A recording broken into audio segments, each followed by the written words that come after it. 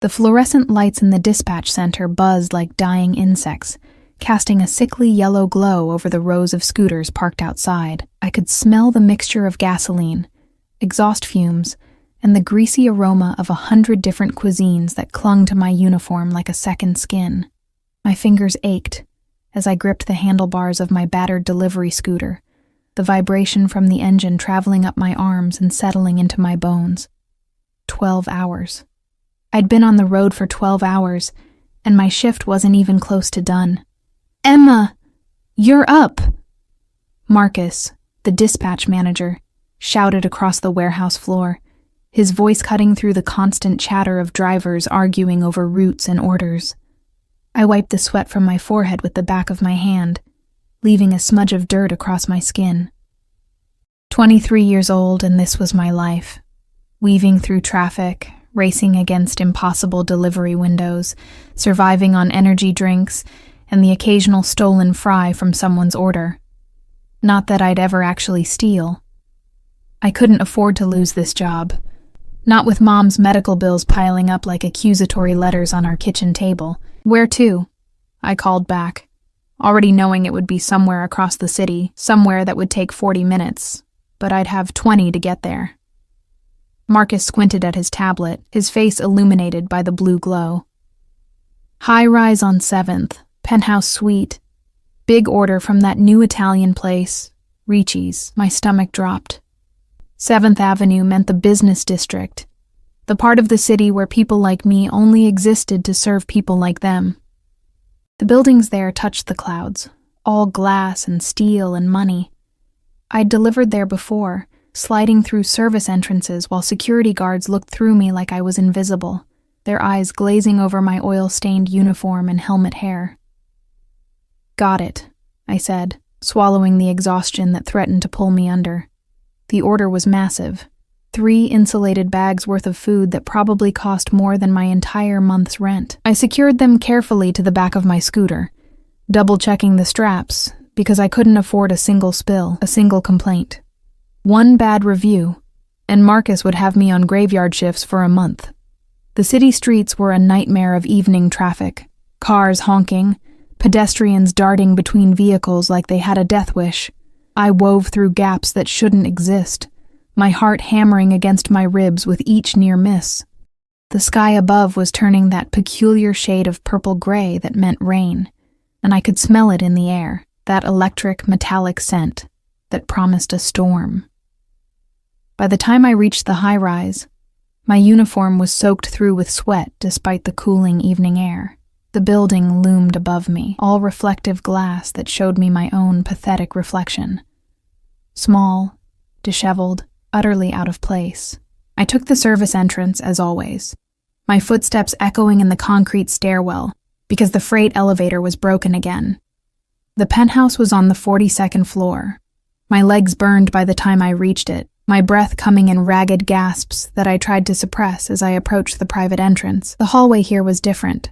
Plush carpet, soft lighting, the smell of expensive cologne and furniture polish. I pressed the doorbell, adjusting the bags in my arms, preparing my customer service smile even though my face felt like it might crack from exhaustion. The door opened. I'd expected a butler, maybe a personal assistant. What I got was a man in an impeccably tailored black suit, his expression as cold and sharp as a blade. He looked at me with dark eyes that seemed to calculate my worth in a fraction of a second, and find it severely lacking. "Delivery from Ricci's," I said, my voice smaller than I intended. He stepped aside without a word, gesturing for me to enter. The apartment beyond was obscene in its luxury.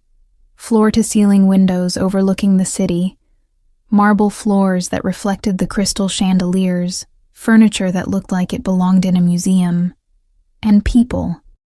At least a dozen men in suits, all of them radiating that same dangerous energy, all of them turning to look at me as I stood there with my delivery bags like a child who'd wandered into the wrong room. "Kitchen's through there," the man said, his accent thick and unmistakably Italian. I nodded, keeping my eyes down as I crossed the cavernous living room. I could feel their stares like physical weights, could hear the conversations dying as I passed. My scooter keys jangled against my hip, absurdly loud in the sudden quiet. The kitchen was all marble and chrome, gleaming surfaces that had probably never seen actual cooking. I began unpacking the order on the massive island, my hands moving automatically through the familiar routine: pasta dishes in their containers, bread wrapped in paper that smelled heavenly, wine bottles that probably cost more than my scooter. That's when I heard the voice. It came from somewhere behind me, deeper than the others, carrying an authority that made the air itself seem to shift. I couldn't make out the words, but the tone was unmistakable, someone used to being obeyed without question. The system is down. Everything. I can't access files, can't communicate with the Eastern divisions, can't see the security feeds. Another voice, higher-pitched, stressed. We've tried everything, boss. The IT guy said it would take hours to fix, maybe days. I kept unpacking, trying to make myself even smaller, even more invisible. Whatever this was, it wasn't my business. Rich people problems.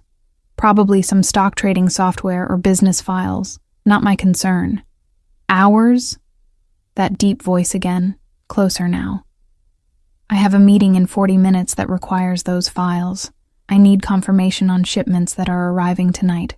The voice cut off abruptly, and I felt, rather than saw, someone enter the kitchen. The temperature seemed to drop. I finished placing the last container on the counter, reaching for my tablet to close out the order. You.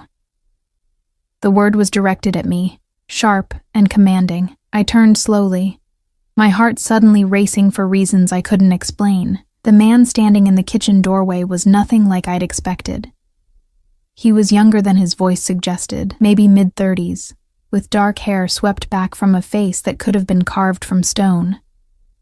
His suit was black, perfectly fitted, and there was something about the way he held himself. Like a predator, deciding whether you were worth the effort of killing, but it was his eyes that froze me in place. Dark, intense, and currently fixed on me with an expression I couldn't read. "Yes, sir?" I managed, my customer service voice kicking in automatically. He moved closer, and I instinctively took a step back, my hip hitting the counter. Several of his men had followed him into the kitchen, forming a semicircle that made me feel like cornered prey. "You understand computers?" he asked, his accent turning the words into something almost musical despite their abruptness. I blinked, confused. I use the delivery app and... Marco. He didn't take his eyes off me, but one of the suited men stepped forward. "Show her." Marco, presumably the stressed voice from before, pulled out a laptop, opening it on the counter beside my delivery bags. The screen was a mess of error messages, frozen programs, and what looked like a completely crashed operating system. "Our entire network is down," Marco explained, his Italian accent thicker than his boss's. "Every system, every device. We can't access anything." I stared at the screen, my mind automatically analyzing the problem, even as my rational brain screamed at me to just leave, to say I couldn't help, to get out of this apartment full of dangerous men in expensive suits. But I'd built my first computer at 14, taught myself to code at 16. Before Mom got sick, before the medical bills, I'd had a scholarship to study computer science. That life felt like it belonged to someone else now, but the knowledge was still there, waiting. "It looks like a cascading system failure," I heard myself say, leaning closer to the screen. "Probably started with your network security software conflicting with something. Did you recently update anything?" The dangerous man, the boss, clearly, moved to stand directly beside me. I could smell his cologne now, expensive and dark, like leather and smoke, could feel the heat radiating from his body despite the expensive fabric between us. "Can you fix it?" he asked, his voice low and intense in a way that made my skin prickle. I should have said no, should have apologized, collected my tip if there was one, and fled back to my scooter and my normal, safe, exhausting life. Instead, I found myself nodding. Maybe. I'd need to access the root directory, restart the services in the right order. Probably rebuild some of the network protocols. Then do it. Not a request. A command. My hands were shaking as I reached for the laptop. This was insane. I was a delivery driver who happened to know about computers, not some professional IT consultant. But something in his voice, in the intensity of his stare, made refusing seem impossible. I worked quickly, my fingers moving across the keyboard with muscle memory that surprised me. The kitchen had fallen completely silent, except for the soft clicking of keys and my own breathing, which sounded too loud in my ears. I could feel them all watching me, the boss especially, standing so close I could count his breaths. Command prompt, system services, network diagnostics. The problems unfolded before me like a puzzle, each solution leading to the next challenge. 10 minutes passed. 15. My fingers flew, and slowly, impossibly, the systems began responding. Try accessing your files now, I said quietly, not looking up from the screen. I heard movement, multiple devices being checked, then Marco's voice, filled with disbelief. It's working. Everything's coming back online. I finally looked up, finding the boss staring at me with an expression that made my breath catch. It wasn't gratitude exactly. It was something more intense, more dangerous, like I'd just become the most interesting thing in his world, and I wasn't sure if that was good or terrifying. What's your name? He asked softly. Emma, I whispered. Emma Clark. He smiled then, and it transformed his face from stone to something devastatingly handsome and infinitely more dangerous. Emma Clark, the delivery girl who fixes impossible problems. He reached past me, his arm brushing mine, and pulled a wallet from his inside jacket pocket. My heart hammered as he extracted several bills, hundreds, I realized with shock, and held them out to me.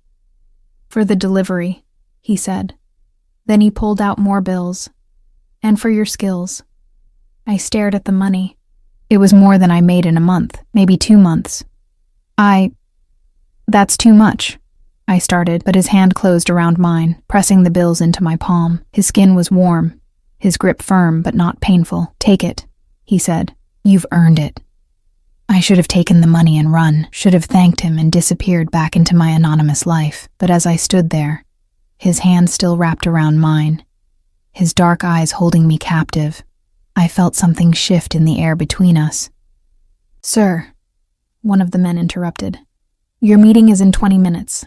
The boss's jaw tightened, and he released my hand slowly, almost reluctantly. Of course. I shoved the money into my pocket with trembling fingers, gathering my empty delivery bags. Thank you. I need to get back. Marco, the boss said, not looking away from me. Get her information, all of it. My blood turned cold. What? Why?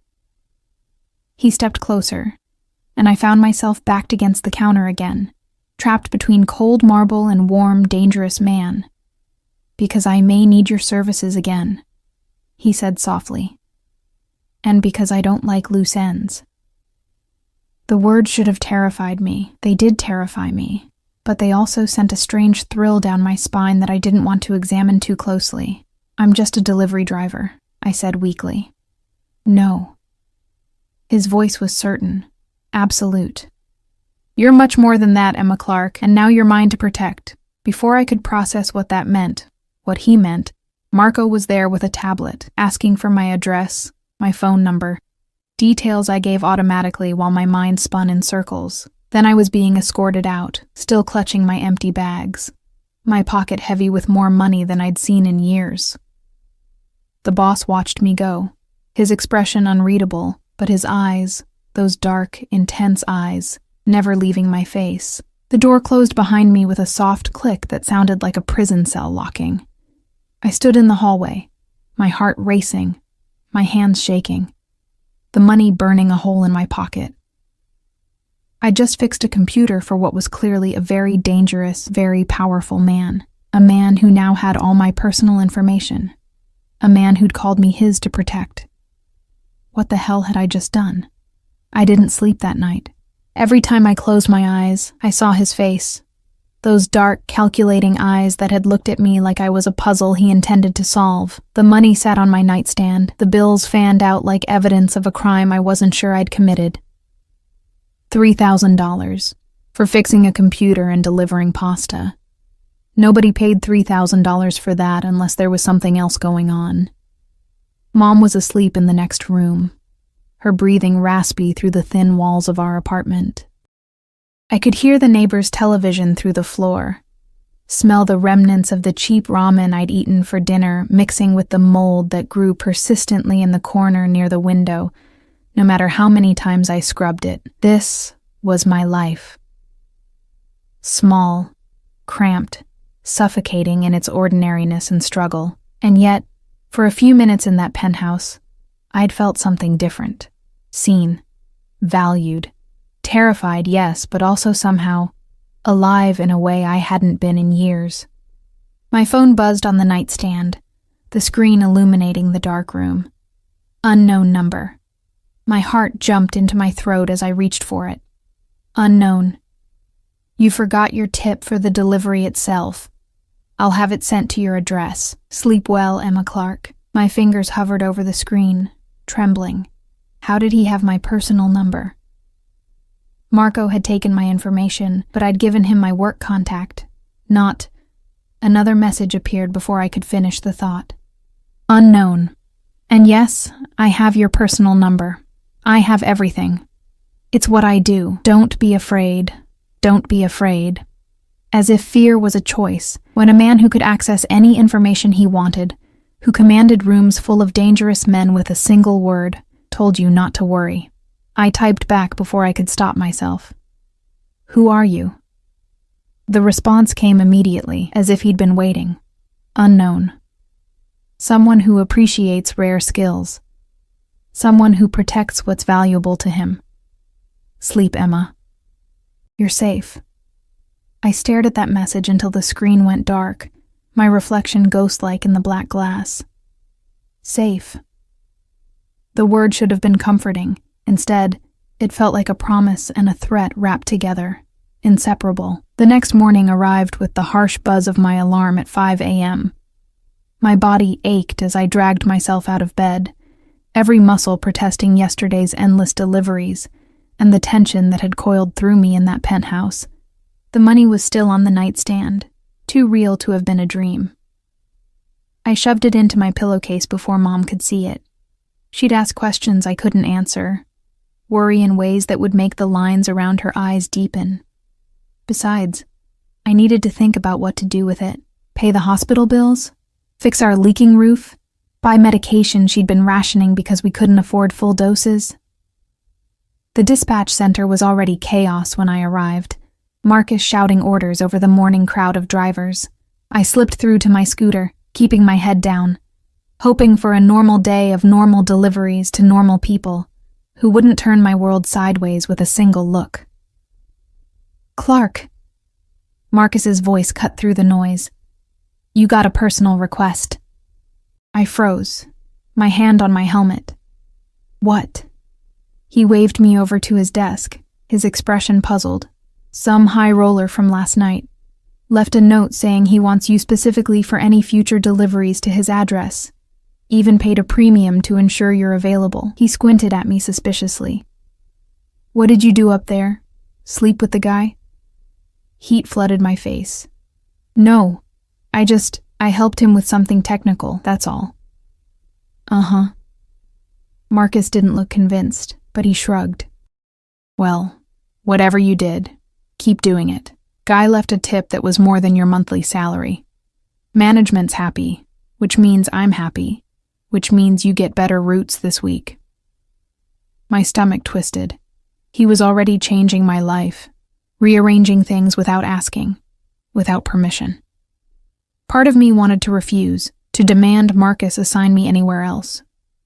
But the sensible part, the part that counted every dollar, that knew exactly how many shifts it took to cover Mom's medication, kept my mouth shut. The day passed in a blur of deliveries, Thai food to an office building, pizza to a college dorm, Chinese takeout to an elderly woman who always tried to tip me in hard candies and stories about her grandchildren. Normal, safe, boring. My phone stayed silent. By the time my shift ended at 7 p.m., I'd almost convinced myself that last night had been an aberration, a strange moment that wouldn't repeat. I'd take the money, use it for good, and never think about dark eyes and dangerous smiles again. Then I saw the car. It was parked outside the dispatch center, sleek and black and so obviously expensive that other drivers were giving it a wide berth. The windows were tinted dark enough to be illegal, and even from a distance, I could tell it was armored, the kind of vehicle that screamed power and danger and money. The back door opened as I approached, and my feet stopped moving of their own accord. "Miss Clark." It was Marco, not the boss, thank God, stepping out and gesturing politely to the interior. "Mr. Andretti requests your presence, just for a moment of your time. Mr. Andretti." Now I had a name for the man who'd invaded my thoughts all day. "I can't," I said, my voice barely above a whisper. "I have to get home. My mom—" "It won't take long," Marco insisted, his politeness edged with something harder. "And Mr. Andretti doesn't like to be refused." I glanced around, but none of my coworkers were paying attention, or maybe they were pretending not to, which was worse. My fingers clutched my helmet so hard the plastic creaked. 5 minutes, I heard myself say. The interior of the car was even more excessive than the penthouse. Leather seats that probably cost more than my entire apartment, a minibar, privacy screen between us and the driver. And there, sitting with the casual confidence of someone who owned the world, was Dante Andretti. He looked different in the dim interior lighting, less like carved stone and more like flesh and blood, though no less dangerous. His suit today was charcoal gray, his tie loosened slightly at the collar in a way that made him seem almost approachable. Almost. "Emma," he said, my name rolling off his tongue with that accent that did strange things to my pulse. "Thank you for agreeing to speak with me." Did I have a choice? The words came out sharper than I intended, fear making me bold. His lips curved into something that might have been amusement. Always. "I may be many things, but I don't force women into cars against their will." He gestured to the seat across from him. "Please." "Sit." I sat, perching on the edge of the seat, ready to flee. My scooter helmet rested in my lap like a shield. "I wanted to thank you properly," he continued, reaching for a briefcase beside him. "Last night, you saved me from a considerable disaster. The systems you restored contained information critical to several business operations. Time-sensitive information that would have cost me millions if delayed." "It was just a computer problem," I said, though we both knew it was more than that. It was more than that. He opened the briefcase, and my breath caught. Inside were stacks of bills, neatly arranged. "This is $50,000. Consider it a proper consultation fee." The world tilted. 50,000. I could pay off Mom's medical debt, could quit this job and go back to school, could breathe for the first time in 3 years. "I can't accept that," I whispered, even as my fingers itched to reach for it. "Why not?" He leaned forward, elbows on his knees, studying me with those intense eyes. "You earned it. Your skill saved my business. In my world, such things are compensated appropriately. In your world," I forced myself to meet his gaze. "What world is that exactly?" Something flickered in his expression. Surprise, maybe, that I'd asked, that I'd pushed back. "Import and export," he said smoothly. "International business. Nothing that concerns you. Except it does concern me if you're paying me $50,000 for fixing a computer crash." I was trembling now, but I couldn't stop. Normal businessmen don't have apartments full of armed guards. They don't have cars like this. They don't... I gestured helplessly. "Whatever this is, I don't want to be part of it." Silence filled the car. heavy and dangerous. I'd overstepped. I knew it the moment the words left my mouth. Men like Dante Andretti didn't get challenged by delivery girls in oil-stained uniforms, but instead of anger, I saw something else cross his face. Respect, perhaps. Or intrigue. "You're right," he said finally, surprising me. "I'm not a normal businessman, but the money is real, earned through your legitimate skill, and it comes with no strings attached." He closed the briefcase, pushing it toward me. "Take it. Use it for your mother's medical bills. Yes, I know about those too. Use it to better your life. Consider it an investment in potential." Potential for what? For you. He stood, and in the confined space of the car, he seemed even larger, more imposing. "I see people, Emma. I see what they can become, what they're capable of. And you're wasting yourself delivering food when you could be so much more." He moved past me to open the door, and I caught that scent again. Leather and smoke and expensive cologne. "The money is yours, no conditions. But I would like to make you an offer. Come work for me. Legitimate work, managing my security systems, overseeing IT operations. 6-figure salary, benefits, all legal and above board." The night air rushed in, cool against my overheated skin. Why? Because talent should be nurtured, not squandered. He held out his hand to help me from the car, and after a moment's hesitation, I took it. His grip was firm, warm, sending electricity up my arm. "Think about it. You have my number. When you're ready to stop running from your potential, call me." I stood on the sidewalk, briefcase in one hand, helmet in the other, watching as the car pulled away into traffic. My hands shook so badly I nearly dropped everything. $50,000, a job offer that could change my life. And a man who saw through all my defenses to the person I used to be, the person I'd buried under exhaustion and poverty and fear. I should have felt grateful. Instead, I felt trapped, like I'd just stepped into a snare disguised as salvation. My phone buzzed. "Dante, the offer expires in 1 week. Use the money regardless of your decision. You've earned it." "Dante, and Emma, you're wrong about one thing. You're already part of my world. You have been since you walked into my home. The only question is whether you'll embrace it or run from it."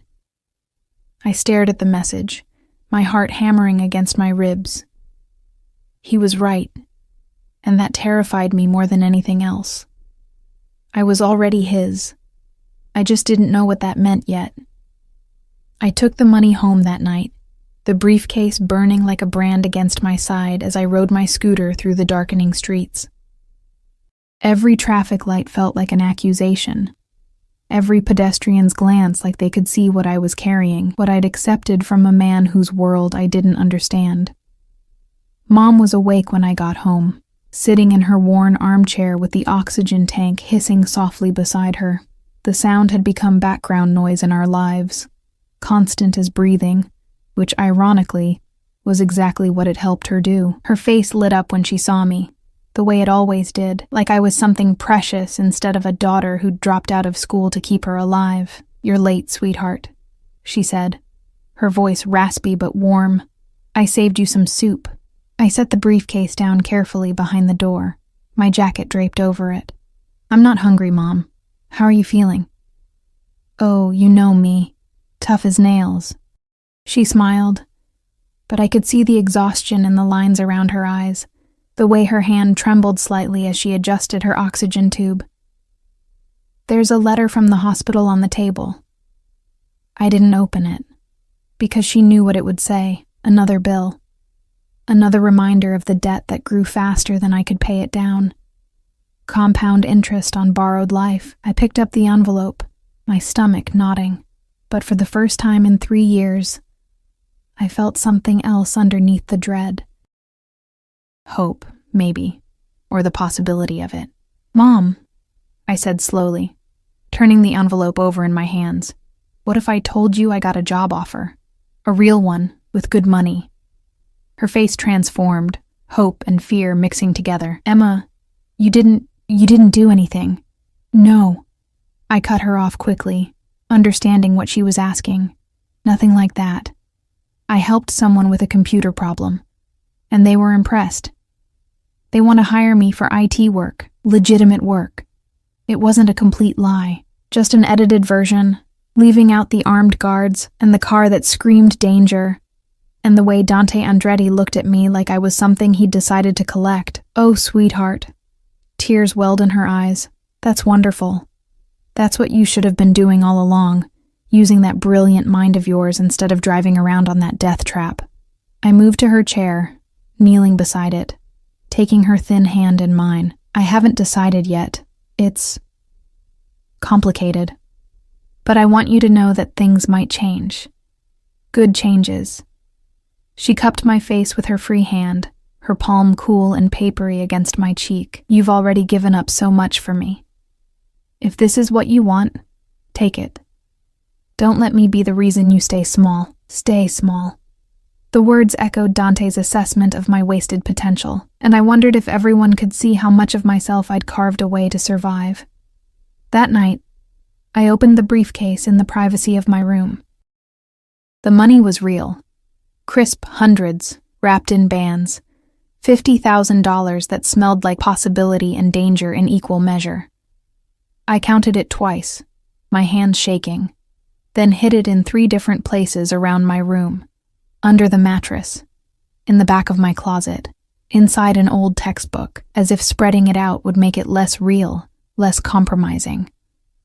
My phone lay on my bed, Dante's messages glowing like a dare. I should have deleted his number, should have taken the money and disappeared, found some way to refuse the job offer that would pull me deeper into his orbit.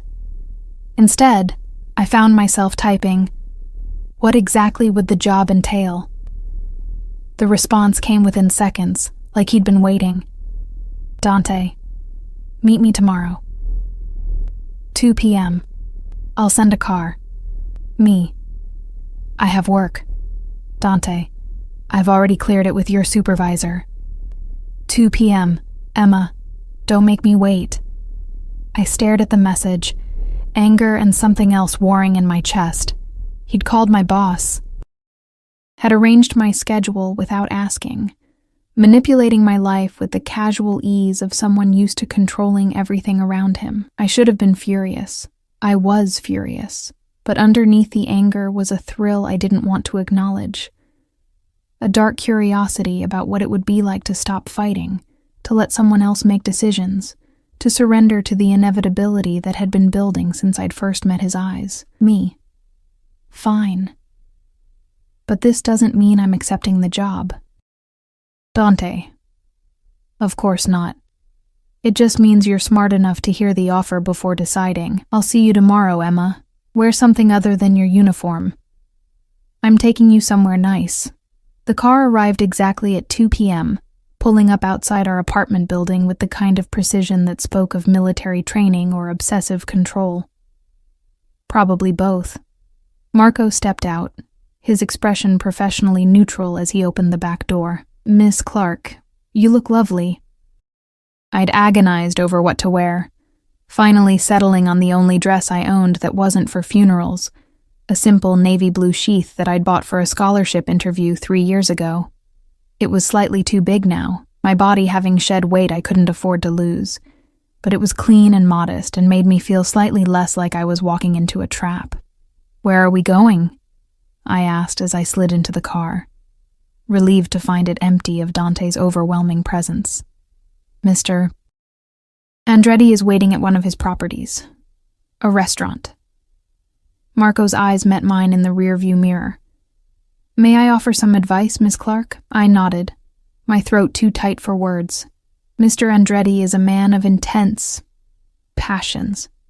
When he decides something is valuable, he protects it, guards it.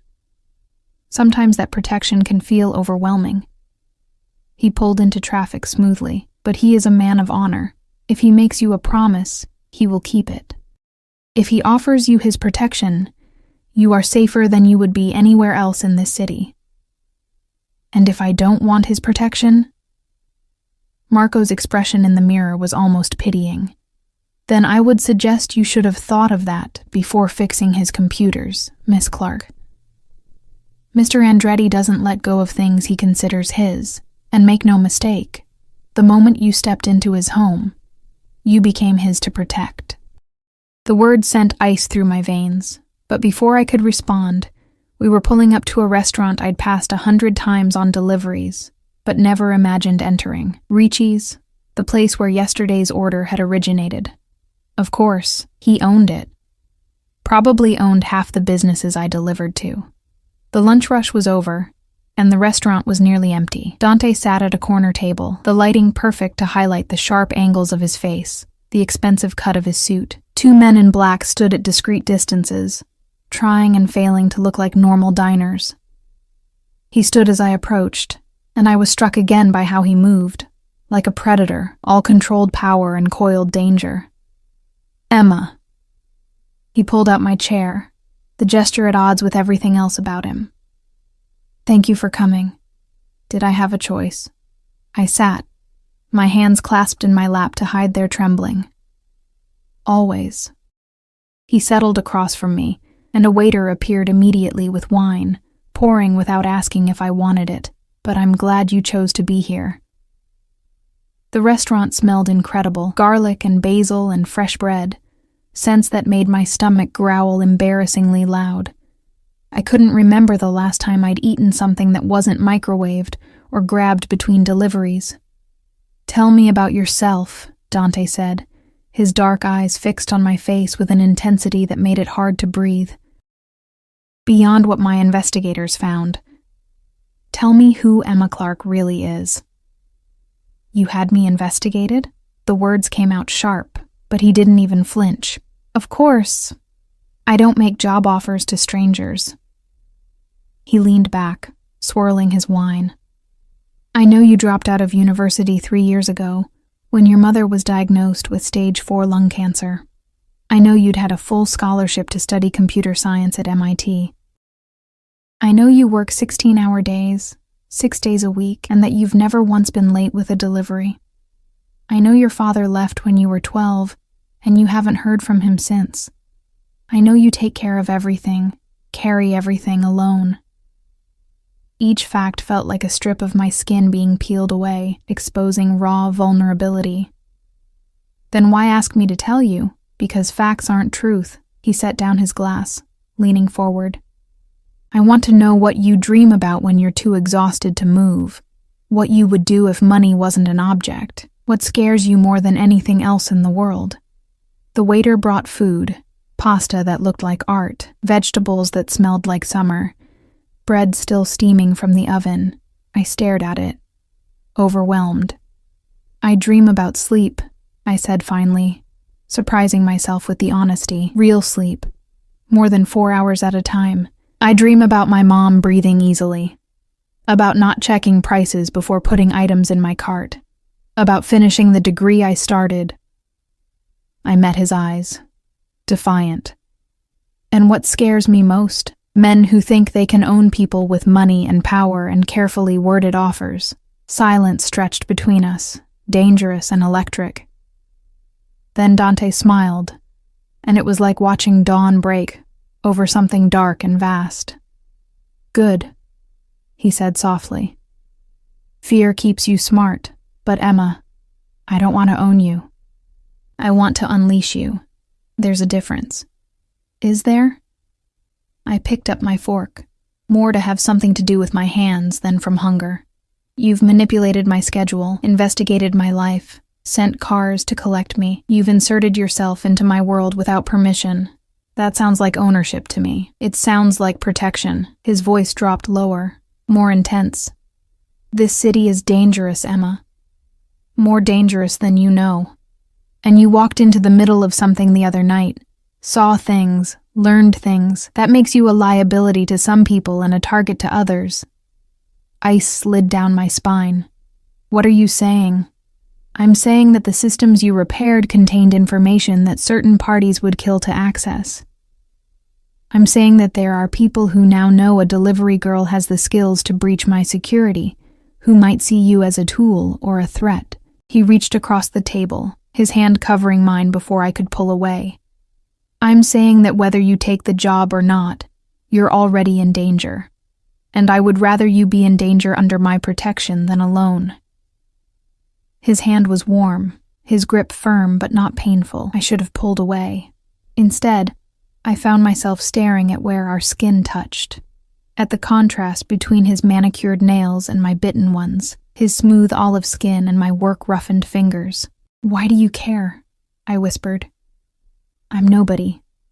Just a girl who delivered your food. You're somebody who sees patterns others miss, who has a gift you've buried under necessity, who looks at me without flinching even though you're terrified." His thumb traced small circles on the back of my hand, and my breath caught. "You're somebody I want on my side, Emma. Somebody I would protect with everything I have. Because of my computer skills, because of who you are." He released my hand slowly, and I felt the absence like a cold wind. "Eat. Then I'll show you what I'm offering. The job, the salary, the life you could have. And then you'll decide." I ate because refusing seemed petty, and because the food was the best thing I'd tasted in years, and because I needed something to do while my mind spun in circles. Dante watched me the entire time, not eating much himself, his expression unreadable, but his attention absolute. It should have been uncomfortable. It was uncomfortable, but it was also intoxicating, having someone's complete focus, being seen as something other than invisible. After lunch, we took his car deeper into the business district, pulling up to a glass tower that reflected the afternoon sun like a mirror.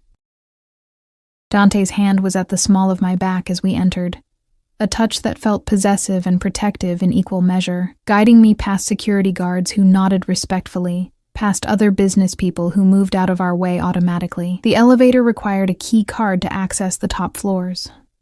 Of course it did. "This is my legitimate business," Dante explained as we rose. "Security consulting, data management, IT infrastructure for international corporations. Everything legal, everything above board." "And the other business?" I couldn't help asking. His smile was sharp. "I don't discuss that business in elevators, or with people who haven't agreed to work for me." The top floor was another world. Sleek offices, glass walls, people working at computers with multiple monitors, the hum of serious money and serious power. Dante led me through to a corner office with a view that stretched across the entire city, and I realized with a start that I could see my apartment building from here, small and shabby and impossibly far away. "This would be your office," he said, gesturing to the space. "Your team would consist of 15 people initially, all skilled, all loyal. Your salary would be $200,000 annually, plus bonuses based on performance. Full benefits, including medical coverage for you and your mother, the best doctors, private care, whatever she needs. 200,000. My mind couldn't even process the number. It was everything. It was salvation. It was too good to be true. What's the catch? I turned to face him and realized he'd moved closer, close enough that I could see flecks of gold in his dark eyes. "There's always a catch. The catch," he said softly, "is that you would be mine, Emma. Not owned, but protected, valued, guarded. I would know where you are, who you're with, that you're safe, always." His hand came up to cup my jaw, and I froze. "The catch is that once you're mine, I don't let go. I don't share. I don't compromise. Can you accept that?" His touch was gentle, almost reverent, but the words were chains wrapped in silk. "That sounds like ownership," I breathed. "That sounds like how I care for things that matter to me." His thumb brushed my lower lip, and heat flooded through me despite every rational thought screaming danger. "And you matter, Emma Clark. More than you should. More than is wise. But there it is." I should have stepped back, should have told him this was insane, that I couldn't work for a man who looked at me like he wanted to swallow me whole, who spoke of possession like it was tenderness. But God help me. Part of me wanted to step closer, to lean into that dangerous warmth, to stop fighting and surrender to the inevitable. I need time, I managed, my voice barely audible. To think, to decide. You have until the end of the week. His hand dropped away, and I could breathe again. But Emma, the protection starts now, whether you take the job or not. There are already men watching your apartment, ensuring you're safe. Consider it a gift, non-negotiable. You can't just... I can. I have. He stepped back, his expression hardening into something more familiar. The dangerous man from the penthouse, the one who commanded with absolute authority. And you'll accept it because you're smart enough to understand that the alternative is worse. Go home, Emma. Think about your mother, about your future, about what you really want from life. Then call me with your decision. He walked me back to the elevator, his hand at my back again, that possessive touch that made me feel claimed and protected and utterly out of control. As the elevator doors closed, separating us, I saw him smile, dark and knowing and infinitely patient, like a predator who knew his prey was already caught. The week that followed felt like living in two different worlds simultaneously. In one world, I continued my deliveries, weaving through traffic on my dying scooter, hauling food to people who barely looked at me. Marcus gave me easier routes like he'd promised, but I could feel the other drivers' resentment, their whispered speculation about what I'd done to earn special treatment. I ignored them, kept my head down, counted down the hours until each shift ended. In the other world, the one that bled into my consciousness every time I closed my eyes, I was watched.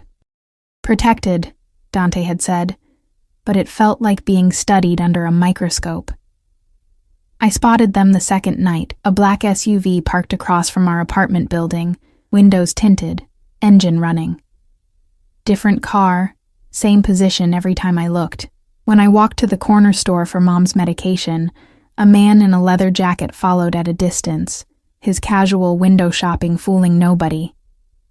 At first, it terrified me, then it infuriated me. By the third day, it had become almost comforting in a twisted way, knowing that if something happened, someone would respond, that I wasn't completely alone in this crumbling city that devoured people like me without a second thought. Mom noticed the change in me even though I tried to hide it.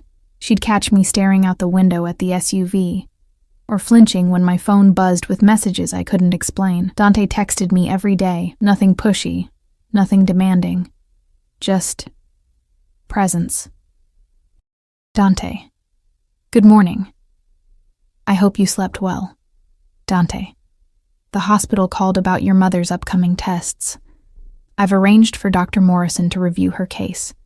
He's the best pulmonologist on the East Coast. Dante. There's a storm coming tonight. My men will ensure your building's entrance is clear. The landlord has been encouraged to fix the leak in your roof. Each message was another thread in a web I couldn't escape. Couldn't even be sure I wanted to escape. He was solving problems I hadn't asked him to solve, invading my life with the kind of benevolent dictatorship that made refusal seem churlish and ungrateful. On the fourth day, I came home to find Mom crying. Not sad tears, happy ones, the kind I hadn't seen since before her diagnosis. Emma, the most incredible thing happened.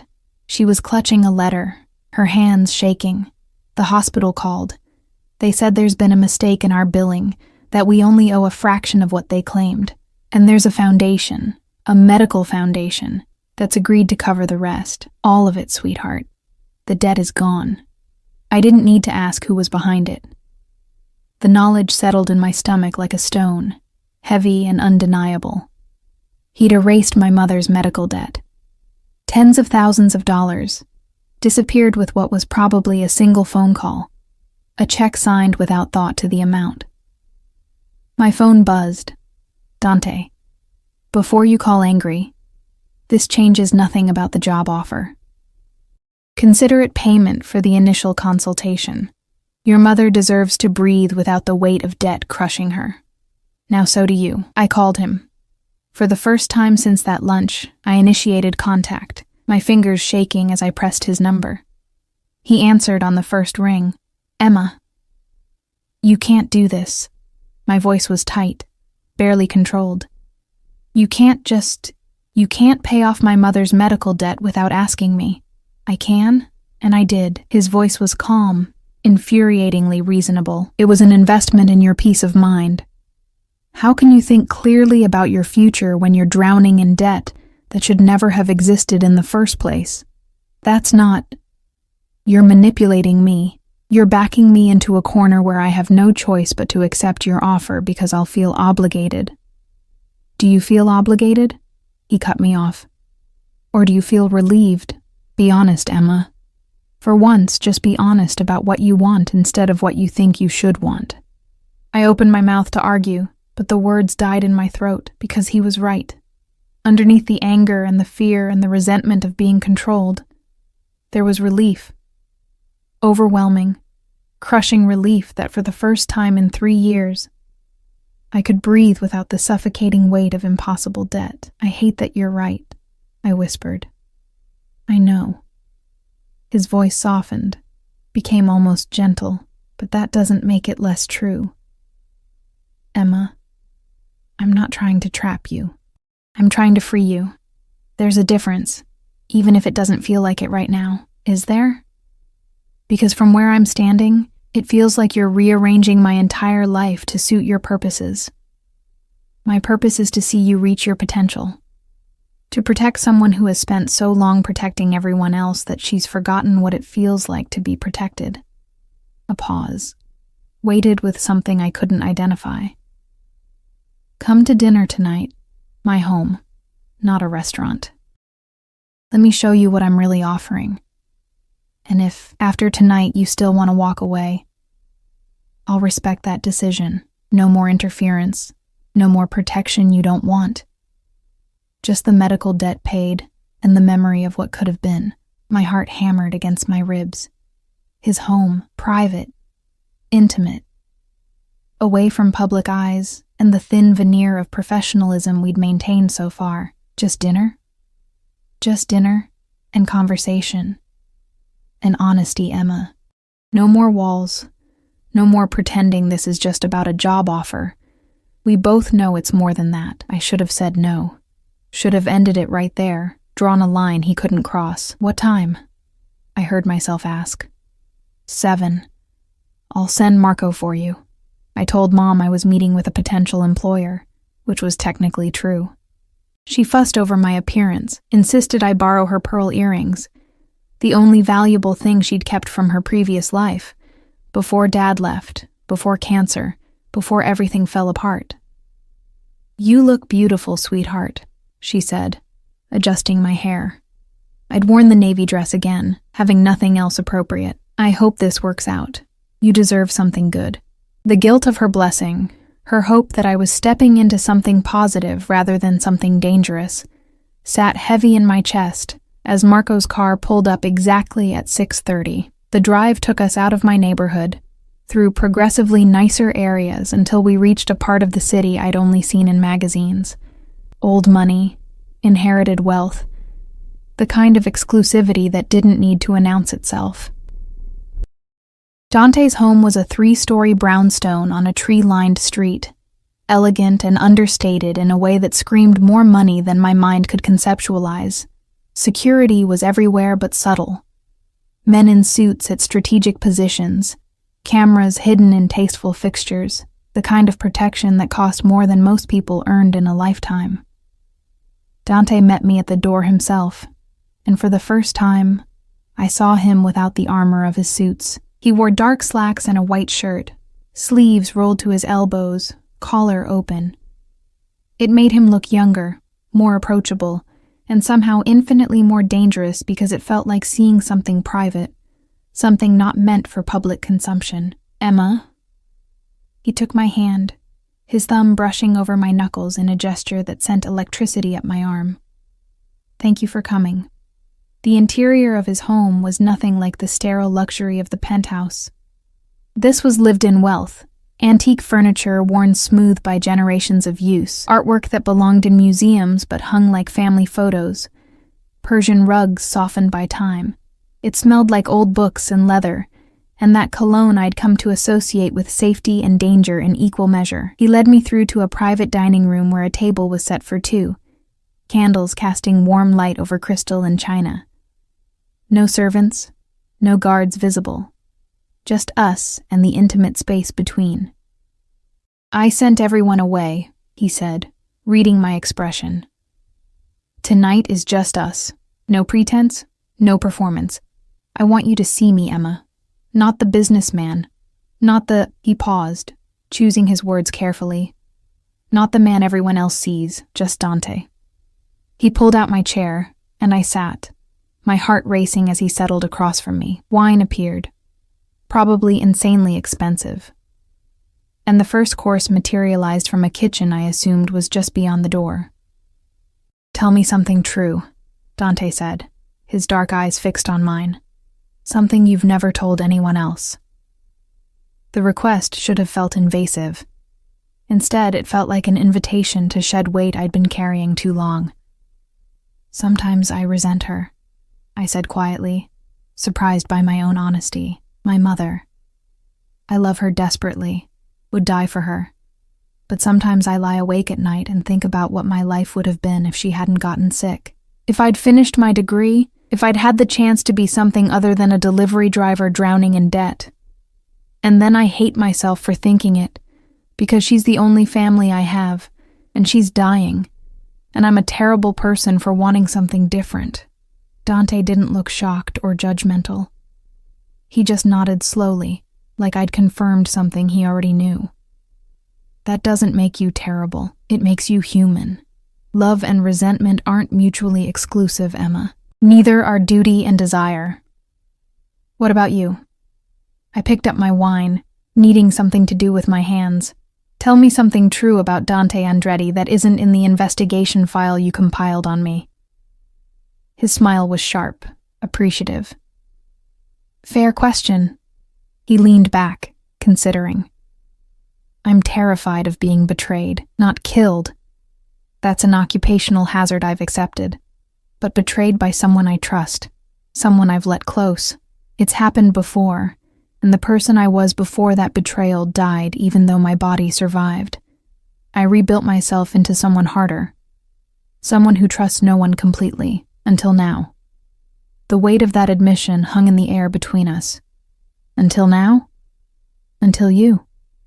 He reached across the table, his hand palm up in invitation. I stared at it, at the olive skin and strong fingers, and the implicit vulnerability of that open palm. "I don't know why. You walked into my home to deliver pasta and somehow became the most dangerous person in my life because you make me want to trust again, want to believe that not everyone will sell me out for the right price. You barely know me," I whispered. But I was placing my hand in his, feeling his fingers close around mine like a promise and a threat. "I know enough. I know you're brilliant and selfless and so used to carrying everything alone that the concept of sharing the burden feels like weakness. I know you're terrified right now, but you came anyway because underneath all that fear is curiosity and desire, and the same recognition I felt the moment our eyes met. This," he squeezed my hand gently, "this pull between us. You feel it too, don't you?" I wanted to lie, wanted to pull my hand away and pretend I didn't know exactly what he meant. But he'd asked for honesty, and after everything, he deserved it. "Yes," I admitted. "And it terrifies me more than anything else. Because men like you don't fall for girls like me, not really. This has to be about control or possession or something I don't understand yet. It can't be real." "Why not?" He stood, still holding my hand, pulling me up to face him. We were close now, close enough that I had to tilt my head back to meet his eyes. Why can't it be real that I saw someone extraordinary hidden under poverty and exhaustion? That I want to give you the world not to own you, but to see you flourish. That every time you push back against me, every time you question my motives, I want you more because you're not afraid to challenge me. His free hand came up to cup my face, his thumb tracing my cheekbone with devastating gentleness. I know what people say about men like me. That we take, we possess, we destroy. And maybe that's true for most things in my life. But Emma, with you, I want to build, want to protect and nurture, and watch you become everything you were meant to be before the world tried to crush you. And if I can't be what you want me to be, my voice was barely a whisper, then I'll love you anyway. The words fell between us like bombs, destroying any pretense that this was just about a job, just about obligation or debt. I know it's too soon. I know it's insane. But I stopped lying to myself 3 days ago when I realized I was checking my phone every 5 minutes hoping you'd texted.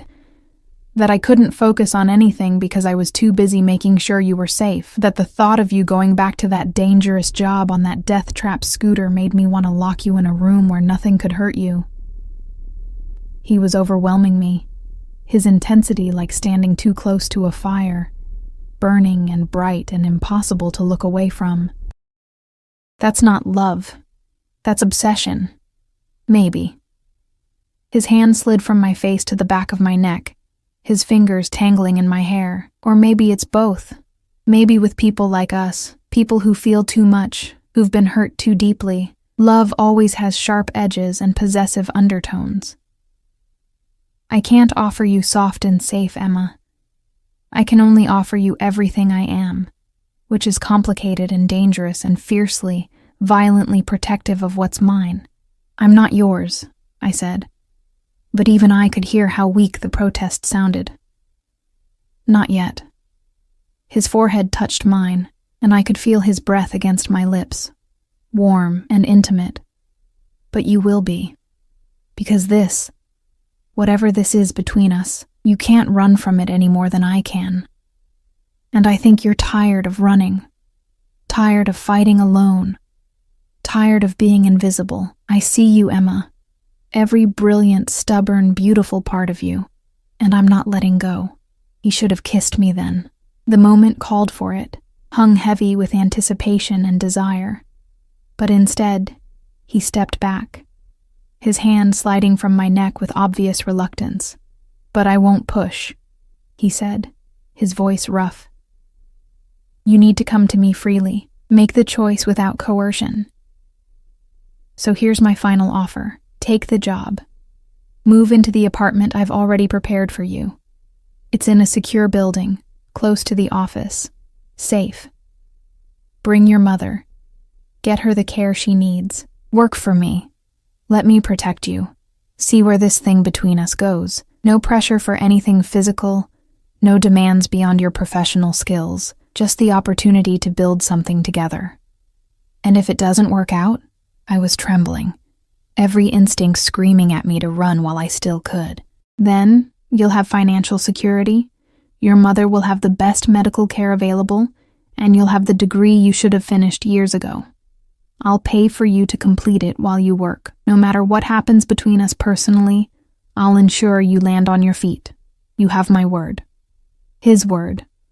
As if that meant something absolute, inviolable. And the terrifying thing was that I believed him. Believed that Dante Andretti, whoever he really was, whatever he really did, would keep his promises to me even if everything else fell apart. I need one more day, I said. To tell my mom, to process everything, to take it. He moved toward me again, his hand cupping my jaw in that now familiar gesture. But Emma, while you're thinking, remember that you're not just choosing a job or security. You're choosing whether to stop carrying the world alone, whether to let someone strong enough handle the weight beside you, whether to see what we could become together. This time he did kiss me, but not on the lips. His mouth brushed my forehead, tender and possessive, and full of restrained hunger that made my knees weak. Marco will take you home, he said softly. Sleep well, Mia Cara. Dream of possibilities instead of limitations. The ride home passed in a blur. I was hyper-aware of every place he'd touched me, every word he'd said, the weight of the decision pressing down on me like physical force. When I climbed the stairs to our apartment, I found Mom awake, waiting with tea and hope in her eyes. "How did it go?" she asked. I looked at her, really looked at her, at the oxygen tank that kept her alive, at the exhaustion etched into her face, at the pride and love that shone through despite everything. She'd given up her own dreams to raise me alone, had worked 3 jobs before the cancer, had never once complained about the hand life had dealt her. What kind of daughter would I be if I refused the chance to give her comfort in whatever time she had left? "It went well," I said, hugging her tight. "Really well. Mom, I think our lives are about to change." She held me close, and I felt her tears against my neck. Happy tears. Relieved tears. The tears of a mother who'd watched her daughter struggle for too long. "You deserve this, sweetheart," she whispered. "Whatever it is, you deserve it." I pulled out my phone after she'd gone to bed, my fingers hovering over Dante's number. One text would change everything, would set me on a path I couldn't predict, couldn't control. But wasn't that what life was anyway? A series of impossible choices and blind faith? Me, I accept. The job, the apartment, all of it. When do I start? His response came within seconds. "Dante, Monday. I'll have everything arranged. Pack what matters. Everything else, I'll provide. Emma, you won't regret this. I swear it, Dante. And Cara Mia, thank you for trusting me. I know what that cost you. I won't waste it." I set down my phone and looked out the window at the black SUV still parked across the street, at the city lights stretching endlessly into the dark, at the life I was about to leave behind. Fear and excitement warred in my chest, but underneath both was something else entirely. Hope. For the first time in 3 years, I had hope. Even if it came wrapped in danger and dark eyes and the possessive promise of a man who decided I was his to protect. Monday morning arrived with the kind of surreal clarity that comes after making irrevocable decisions. I woke up in my cramped bedroom for what I knew would be one of the last times.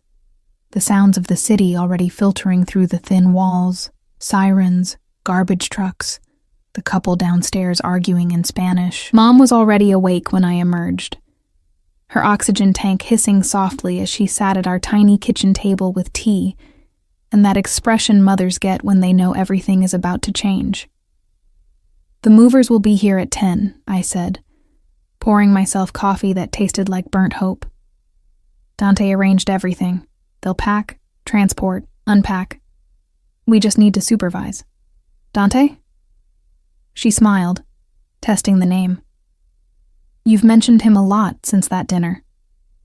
Should I be worried?" "Yes," I thought. "You should be terrified that your daughter has entangled herself with a man who owns restaurants and controls buildings and has security teams that operate like military units. He's intense," I said instead. "But he keeps his promises, Mom. The apartment he's arranged is in a building with medical staff on call. There's a pulmonologist who specializes in your condition ready to see you tomorrow. Everything will be easier." She reached across the table, taking my hand with her thin, cool fingers. "And what about you? Will things be easier for you?" I thought about Dante's dark eyes and possessive touch, about the way he'd said mine, like it was both a threat and a promise, about the pull between us that felt like gravity, inevitable and dangerous. "I don't know," I admitted. "But Mom, I'm tired of hard, even if easier comes with complications. At least it's different complications." The movers arrived precisely at 10, a team of 6 men who moved with military efficiency, packing our meager belongings with a care that seemed excessive for our second-hand furniture and worn clothes. I recognized the discretion in how they handled everything, how they didn't comment on the water-stained walls or the mold in the corners, or the obvious poverty that had defined our existence. Marco appeared at 11, immaculate as always in his dark suit. "Miss Clark, Mrs. Clark, Mr. Andretti has asked me to ensure your transition is smooth. The apartment is ready, and he's arranged for a nurse to help settle Mrs. Clark comfortably. He thinks of everything," Mom said, and I couldn't tell if she was impressed or concerned. "He does," Marco agreed, and something in his tone made it clear this was both admirable and terrifying. The new apartment was in a building that made our old place look like a storage unit. Floor-to-ceiling windows overlooked a tree-lined street, hardwood floors gleamed under tasteful lighting, and the furniture was the kind you saw in magazines but never touched, comfortable and expensive and carefully chosen. Mom's bedroom had a hospital-grade bed that could adjust to any position, an oxygen system that was whisper-quiet compared to our old tank, and a call button connected directly to the building's medical staff. She cried when she saw it, and I held her while she sobbed out 3 years of exhaustion and fear and relief. My bedroom was smaller, but still larger than our entire old living room, with a desk already set up with a state-of-the-art computer system. On the desk was a note in bold, masculine handwriting. "For the brilliant mind that's been wasted on delivery routes. Your first assignment starts tomorrow. Tonight rest. You've earned it." I traced the letters with my finger, my chest tight with emotions I couldn't name. He'd thought of everything, my mother's medical needs, my professional requirements, even the small details like my favorite tea in the kitchen cabinet and books I'd mentioned once stacked on the nightstand. It should have felt invasive. Instead, it felt like being seen, truly seen, for the first time in my life. My phone buzzed. "Dante, are you settled?" Me. "Yes, it's overwhelming. In a good way, I think." "Dante, good. I want to see you tonight, but I won't push. You need time to adjust. Tomorrow, 9 a.m., my office. Marco will drive you. We'll discuss your role, meet your team." Me. "And after work?" The 3 dots appeared, disappeared, appeared again. I could picture him on the other end, choosing his words carefully. "Dante, after work I take you to dinner. Not business, just us, if you want." My fingers hovered over the keyboard. This was the line, the moment where professional became personal, where I acknowledged that this was about more than a job. Me. "I want. Dante." "Then it's a date. Cara mia, sleep well. Dream of me." I did dream of him that night, dark eyes and possessive touches, and the feeling of being consumed by something larger than myself. I woke up tangled in sheets that smelled new and expensive, my heart racing with anticipation and terror in equal measure. The office building gleamed in the morning sun, all glass and steel and power. Marco escorted me to the top floor where my team waited, 15 people ranging from fresh graduates to seasoned professionals, all of them looking at me with varying degrees of curiosity and skepticism. Dante stood at the head of the conference room, commanding and perfect in a charcoal suit. His eyes found mine immediately, and the intensity in them made my breath catch. "Everyone, this is Emma Clark, our new Director of Security Systems. Emma comes to us with exceptional skills and my complete confidence. I expect you to give her the same respect you'd give me." His voice carried absolute authority, brooking no argument. "Emma, they're yours to lead. Show them what you can do." The morning passed in a blur of introductions, system assessments, and the realization that I actually knew what I was doing. My team was skilled but had been operating without clear direction, and within 2 hours I'd identified 3 major security vulnerabilities and outlined solutions that made the senior developers look at me with new respect rather than doubt. Dante appeared at lunch, his hand finding the small of my back in that possessive gesture I was beginning to crave. "Walk with me." We took the elevator to the rooftop garden, a private space where the city spread below us like a kingdom. Other employees gave us wide berth, their deference making it clear that Dante's presence commanded absolute respect. "You're brilliant," he said without preamble. "Watching you work this morning, seeing how quickly you assessed and solved problems that have plagued us for months. Emma, you belong here. Not because I want you here, but because you've earned it." "It feels surreal," I admitted, leaning against the railing. The height should have terrified me, but with Dante beside me, solid and protective, I felt safe. Yesterday I was delivering food. Today I'm directing a team of 15 and making decisions that affect your entire operation. Yesterday you were wasting yourself on a job beneath you. Today you're becoming who you were always meant to be. He moved closer, his shoulder brushing mine. "How does it feel?" "Terrifying. Exhilarating. Like I'm finally breathing after being underwater for 3 years." I turned to look at him, finding his dark eyes already fixed on my face. "Thank you for seeing something in me worth investing in. Emma." His hand cupped my jaw, thumb tracing my cheekbone. "I didn't invest in potential. I invested in you, exactly as you are, brilliant and stubborn, and so determined to carry everything alone that you forgot what it feels like to share the weight. Is that what this is? Sharing?" "That's exactly what this is." His voice dropped lower, more intimate despite the open air. "You carry your professional responsibilities. I handle the security, the logistics, the protection. Together we're stronger than either of us alone. And tonight?" My heart hammered against my ribs. "What are we sharing tonight?" His smile was slow, dangerous, full of promise. "Tonight we explore what this is between us. No more pretending it's just professional, no more walls, just Dante and Emma, seeing where this pull leads us." He picked me up himself that evening, driving a car that probably cost more than most houses, sleek and powerful, and utterly him. We didn't go to a restaurant. Instead, he drove us to a private estate outside the city, a sprawling property with gardens that glowed under carefully placed lights. "This is mine," he said as we walked through the grounds. "My refuge from the city, from business, from everything that demands pieces of me I can't always give. You're sharing it with me." It wasn't a question.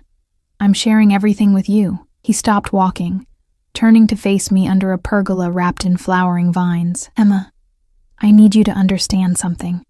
What I feel for you, it's not gentle or easy or convenient. It's consuming and possessive and probably unhealthy by normal standards."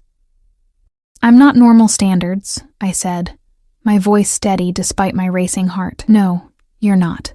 His hands framed my face, his touch reverent. "You're extraordinary, and I'm going to spend every day proving to you that this, us, isn't about control or obligation. It's about choosing each other, every single day, despite all the complications." "Dante." He kissed me then, finally, and it was everything I'd imagined and nothing I could have prepared for. His lips were firm and demanding, his hands holding me like I was precious and breakable and infinitely valuable. I melted into him, my hands clutching his shoulders, my body pressing close as 3 years of loneliness and isolation and desperate exhaustion poured out of me. When we finally broke apart, both breathing hard, his forehead rested against mine. "Stay with me tonight," he whispered. "Not for anything physical unless you want it. Just stay. Let me hold you. Let me prove that you're not alone anymore." I should have been cautious, should have maintained boundaries, kept things professional, protected my heart, but standing there in his arms, feeling truly safe for the first time in forever, I realized I was already his. Had been since that first night in his penthouse, maybe. The only question was whether I'd admit it. "Yes," I breathed. "I'll stay."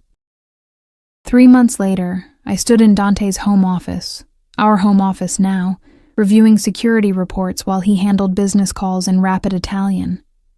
Mom was thriving under Dr. Morrison's care, her breathing easier, her color better. My team had successfully repelled 2 cyber attacks and streamlined operations across all of Dante's legitimate businesses. And every night, I fell asleep in Dante's arms, his possessive hold a promise of protection I'd stopped questioning. "Cara mia," he said, ending his call and pulling me into his lap. "You're frowning at those reports, just thinking about how much has changed." I relaxed against his chest, his heartbeat steady under my ear. "How different my life is now. Better?" His lips brushed my temple. "So much better." I turned to face him, my hand cupping his jaw. "You terrified me, you know, that first night. The way you looked at me like you'd decided I was yours before I had any say in it." "I had decided," he admitted without shame. "The moment you fixed my systems, the moment you challenged me instead of cowering, I knew. You were mine to protect, mine to cherish, mine to love." That should sound insane, but it doesn't. Not anymore. His smile was soft, genuine. Nothing like the dangerous predator I'd first met. "Because you feel it too, this connection between us, this certainty that we were meant to find each other."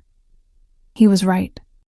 Somewhere between that first terrifying encounter and this moment of perfect peace, I'd stopped fighting the inevitable, had accepted that Dante Andretti, powerful and dangerous and fiercely protective, was mine as much as I was his. "I love you," I said. The words falling easily now, though they'd taken weeks to voice initially. "Even though you're overwhelming and possessive, and sometimes completely unreasonable, I love you," he returned, his voice rough with emotion. "My brilliant, stubborn Emma, who walks into danger to fix broken things, and somehow fixed me in the process." Outside the windows, the city glittered with infinite possibilities. Inside, wrapped in the arms of a man who'd seen me when I was invisible, I'd finally found home, not in a place, absolutely certain love of someone who'd decided I was worth protecting. Worth every